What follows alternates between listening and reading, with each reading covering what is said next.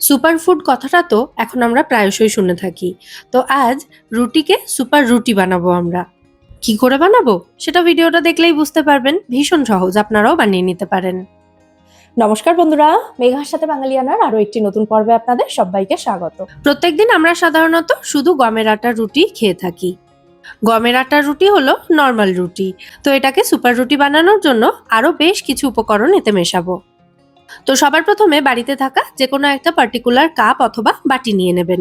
সেই বাটিতে মেপেই 3 বাটি পরিমাণে গমের আটা নিয়ে নিতে হবে। দোকান থেকে আমরা যে মাল্টিগ্রেন আটা কিনি সেটাতে গমের আটাই থাকে 85%, বাকি 15% জাস্ট অন্যান্য উপকরণ মেশানো থাকে। তো বাড়িতে যেহেতু বানাচ্ছি তাই 60-40 রেশিওতে বানাবো, মানে 60% গমের আটা নিয়েছি আর বাকি আরো অনেক আটা নিয়ে নেব। প্রথমেই নিয়ে নিচ্ছি 1/3 কাপ পরিমাণে রাগি আটা, মানে মেন যে কাপটা ব্যবহার করছেন মাপার জন্য সেই কাপের 3 ভাগের 1 ভাগ নিয়ে নিতে হবে। এরপর নিয়ে নিচ্ছি জোয়ার আটা, সেটাও নিচ্ছি 1/3 কাপ পরিমাণে। নিয়ে নিচ্ছি বাজরা আটা, বাকি যা যা নিচ্ছি সমস্ত আটাই 1/3 কাপ পরিমাণেই মেপে নিচ্ছি। এখন সমস্ত আটাই, মানে এই যে যে আটাগুলো আমি এখানে অ্যাড করছি সবকিছুই কিন্তু অনলাইনে ভীষণ ইজিলি অ্যাভেলেবেল, তবে আপনারা বড় বাজার থেকে এগুলো লুজও কিনতে পারেন। আচ্ছা, জোয়ার বাজরা এবং রাগি আটা মিশিয়ে 1 কাপ হয়েছে, সেটাকে ঢেলে দিলাম। তারপর কাপটা খালি করে এর মধ্যে 1/3 কাপ পরিমাণে নিয়ে নেব সয়াবিন আটা। অনলাইনে এই আটাগুলো সব 200 গ্রাম 500 গ্রাম করে প্যাকেট পাওয়া যায়, একবার কিনলে অনেক দিন চলে যাবে। আচ্ছা, সয়াবিন আটার পর নিয়ে নিচ্ছি বার্লে আটা, যেটা নিচ্ছি 1/3 কাপ পরিমাণেই। আর সব শেষে নিয়ে নিচ্ছি ভীষণ পরিচিত ছোলার ডালের বেসন, এটাও 1/3 কাপ পরিমাণেই নিচ্ছি।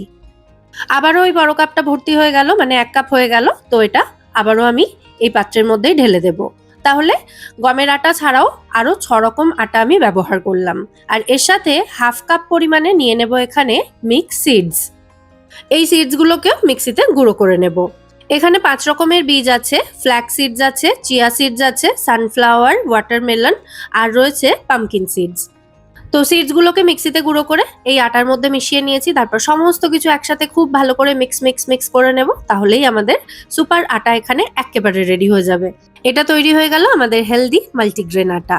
একসাথে বেশি করে তৈরি করুন, ফ্রিজে স্টোর করে রাখতে পারেন, মানে অনেক বেশি বানালে ফ্রিজে রাখতে পারেন। আর অল্প অল্প করে বানিয়ে নিলে 2-3 বারের জন্য ব্যবহার করার মতো বানিয়ে নিলে বাইরেও রাখা যেতে পারে। আমার নিজস্ব অভিজ্ঞতা থেকে বলছি, এই জোয়ার বাজরা এই আটাগুলো বেশি দিন যদি বাইরে রাখা হয়, মানে রুম টেম্পারেচারে রাখা হলে আটাগুলোতে পোকা লেগে যায় তাড়াতাড়ি। সেই কারণে আমি এগুলোকে ফ্রিজে রাখাটাই প্রেফার করি। তো যেহেতু আমি অল্প করে বানিয়েছি তাই এরকম একটা কন্টেনারে ভরে আমি এটাকে রুম টেম্পারেচারেই রাখছি। আর আজকের জন্য যতটা আটা লাগবে ততটুকু আমি পাত্রের মধ্যেই রেখেছি। আর এর মধ্যে অল্প একটু নুন দিয়ে রেগুলারলি যেমন ভাবে আমরা গমের আটা মেখে থাকি সেরকম ভাবেই এই আটাটাকেও মেখে একটা ডো তৈরি করে নেব। এবার গমের আটা দিয়ে আমরা যেমন রুটি বানাই এটা দিয়েও একই পদ্ধতিতে রুটি বানিয়ে নেব। তবে এই আটার মিক্সচারটা যেহেতু একেবারে ফাইন হয় না, মানে এই সিডসগুলো যেহেতু একেবারে গুঁড়ো হয় না মিহি করে, তাই আটাটা একটু দানা দানা থাকার জন্য এই আটা দিয়ে রুটি বানালে সেটা রেগুলার আটার রুটির মতো একদম ফুটবলের মতো নাও ফুলতে পারে। আর প্রত্যেকদিন আমরা যে গমের আটা দিয়ে রুটি বানাই তার থেকে এর টেস্ট কিন্তু সামান্য একটু আলাদা হয়। যাই হোক, আটার ডোটা আমার রেডি করা হয়ে গেছে। এবার এটাকে ঢাকা দিয়ে 10-15 মিনিট মতো রেখে দেবো। 10-15 মিনিট পর এটা দিয়ে এবার রুটি তৈরি করব। এটা দিয়ে এমনি রুটিও বানানো যেতে পারে অথবা পুরভরা পরোটাও কিন্তু বানানো যেতে পারে। তো হালকা হাতে ডোটাকে আরো একবার মেখে নিয়ে এর মধ্যে থেকে একটা লেচি কেটে নিলাম। তারপর এটাকে শুকনো আটায় গড়িয়ে রুটির মতো করেই বেলে নিচ্ছি। রুটির মতো করে কি, এটাও তো রুটিই হচ্ছে। রুটিটা বেলা হয়ে গেল, এটা একটু রেখে দিচ্ছি আমি। এরপর একটা পুরভরা পরোটার জন্য লেচি প্রিপেয়ার করে সেটা বেলে নিয়ে তারপর দুটোকে একসাথে আমি সেঁকে নেব। তো আরো একটা লেচি নিয়ে সেটাকে এভাবে আঙুল দিয়ে চেপে চেপে সাইডগুলোতে একটা বাটির মতো তৈরি করে নিয়ে এর মধ্যে একটু গাজর এবং পনিরের পুর অ্যাড করলাম। এতে এটা আরো বেশি হেলদি হয়ে গেল।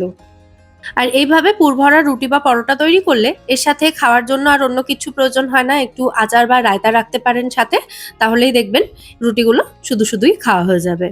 আর সিম্পল রুটি যদি বানানো হয় তাহলে পছন্দ মতো যে কোনো সাইড ডিশের সাথে কিন্তু সেই রুটি আপনারা সার্ভ করতে পারেন। তো তাওয়া ভালো করে গরম করে নিয়ে তার মধ্যে রুটিটা দিয়েছি। প্রথমে সিম্পল রুটিটা দিয়ে দিলাম, মানে এমনি রুটিটা পুর ভরা যেটা নয় সেটা। তো রুটির মতো করেই এটাকে সেঁকে নিচ্ছি। আমি এটাকে ডিরেক্ট ফ্লেমে সেঁকি না, একদম তাওয়ার মধ্যেই এভাবে স্প্যাচুলা দিয়ে চেপে চেপে রুটিটা যতটা ফোলে ততটাই সেঁকে নিই। আপনারা চাইলে কিন্তু ডিরেক্ট ফ্লেমের ওপরে রেখেও এটাকে একটু সেঁকে নিতে পারেন। আর আমার রুটি অতি অবশ্যই একটু ঘি মাখানো থাকতেই হবে তাতে। তো রুটিটা প্লেটে তুলে নেওয়ার পর একটু ঘি মাখিয়ে নিলাম। একবারে একটু বেশি ঘি দিয়ে দিলাম, এতে আরেকটা রুটিও মাখানো হয়ে যাবে। আর এরপর যে পুরভরা রুটিটা রেডি করেছিলাম বেলে, সেটাকেও দুপিঠ থেকে ভালো করে সেঁকে নিয়ে একদম অল্প ঘি দিয়ে রুটিটাকে একটু ভেজে নেব। মানে এটা পুরভরা পরোটা তৈরি করে নেব। গাজর আর পনিরের পুরটার মধ্যে একটু নুন, ভাজা মশলা আর একটু গ্রেট করা আদা কাঁচা লঙ্কা রয়েছে। এই পুরটা আমি তৈরি করে ফ্রিজে রেখেই দিই, কারণ আমাদের বাড়িতে প্রত্যেকেই এই পুরটা দেওয়া রুটি বা পরোটা খেতে আমরা খুব পছন্দ করি। যাই হোক, গল্প করতে করতে দেখুন আমাদের পরোটাটাও রেডি হয়ে গেছে। তো এবার এটাকেও আমি প্লেটের মধ্যে তুলে নিলাম। তো তৈরি হয়ে গেল আমাদের সুপার রুটি বা সুপার পরোটা। আপনারাও এভাবে প্রত্যেক দিনের রুটিকে সুপার রুটিতে কনভার্ট করে নিতে পারেন। আর আজকের এই ভিডিওটা যদি আপনাদের ভালো লেগে থাকে, ভিডিওটাকে বরাবরের মতো একটা লাইক এবং শেয়ার করে নেওয়ার অনুরোধ রইল। সাথে এরকমই নিত্য নতুন রেসিপি ভিডিও পাওয়ার জন্য আমার চ্যানেলটাও চাইলে সাবস্ক্রাইব করে নিতে পারেন। আজকে আমি একটু ছোলার ডাল রান্না করেছিলাম, তো এই ছোলার ডালটাই এই রুটির সাথে সার্ভ করছি। আজ তাহলে এ পর্যন্তই, আবার দেখা হবে পরের পর্বে। সবাই সুস্থ থাকবেন, ভালো থাকবেন এবং সবাইকে খুব ভালো রাখবেন। নমস্কার।